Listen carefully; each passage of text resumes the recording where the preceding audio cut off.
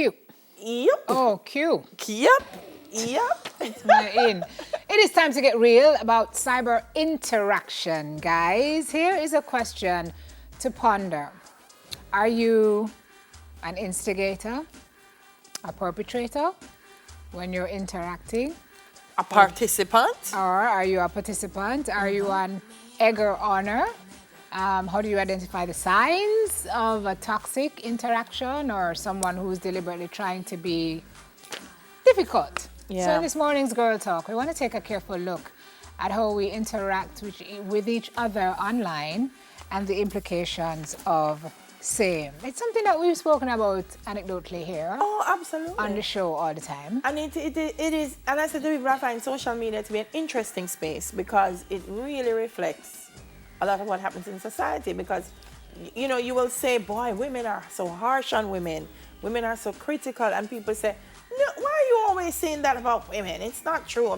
But when you move into the social media space, you literally can screenshot the interactions and say, well, the men said this and all the women said this. So I find it is... So you think we're more aggressive towards each other? Absolutely. We're more aggressive. There's nothing wrong with criticism, but the way we criticize... Nature. Yeah. It's like a tear down. It's like a razor, you know? We cut. And I think if you want to correct people or you want to disagree, because that's cool. If all of we did agree upon the same thing, the world would be a boring place. That there is a way to do it. But I find that in the social media space, it's almost like we believe social media is no holds barred. That the more aggressive I am, the ruder I become, the nastier I am, makes me the cool kid in social media. And there's a thing about the cool kid. Cool kid is cool for a while. Yeah, people from a distance, people in front of you will say, oh, you're a cool kid, because they don't want to be the target of your angst. But from a distance, they say that kid is not cool. So I don't want to have anything to do with that kid. It's been a thing, right? Yeah. But I find that in recent years, it's like blown up to become a bigger thing. Yeah. And I think this notion of being constructively critical and to have discourse, like one time we're gonna have discourse and it never reached into the gutter. Now it's below gutter.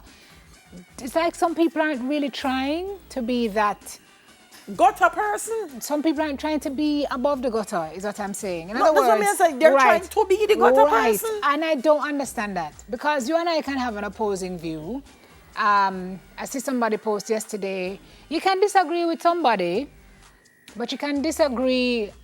I can disagree with you, but I don't have to pull your children, your family, your mother, your friends into the discussion. In other words, you can disagree with a position and disagree with someone for having the position, but we get so hostile and so bitter, and it's usually a female to female and further to that, Colin Hines, he kind of tweeted it and he was like, oh, when you argue on the social media space, it's ad hominem, which means I'm not arguing against the position.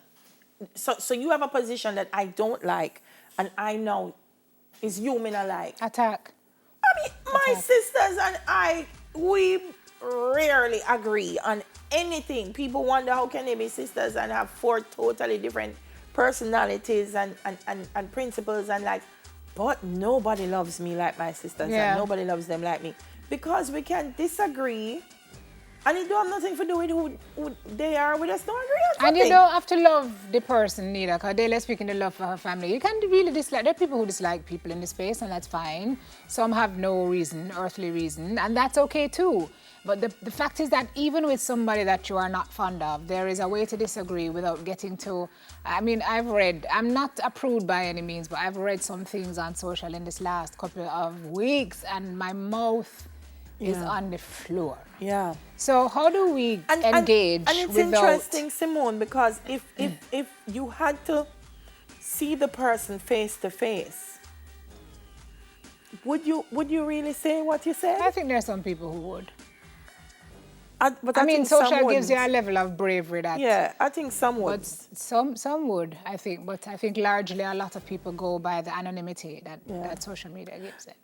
And I wanted to ground it in where we talk as women. Yeah. Because I'm telling you, I'm not joking. If you go on the space, you find that the women, and I'm saying this because in a society when we are demanding respect from men, every day, every week we are here saying men should respect us, men should love us. Every time you see people say, oh, you should respect women, you should love women.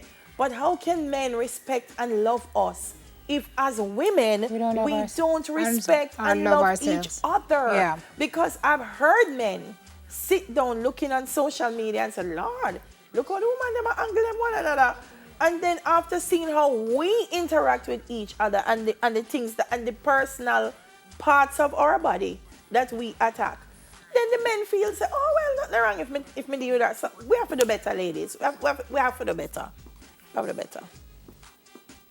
Yeah. Really, there's no other point to add. We have to do better. We have to do better. That's Girl Talk for this week.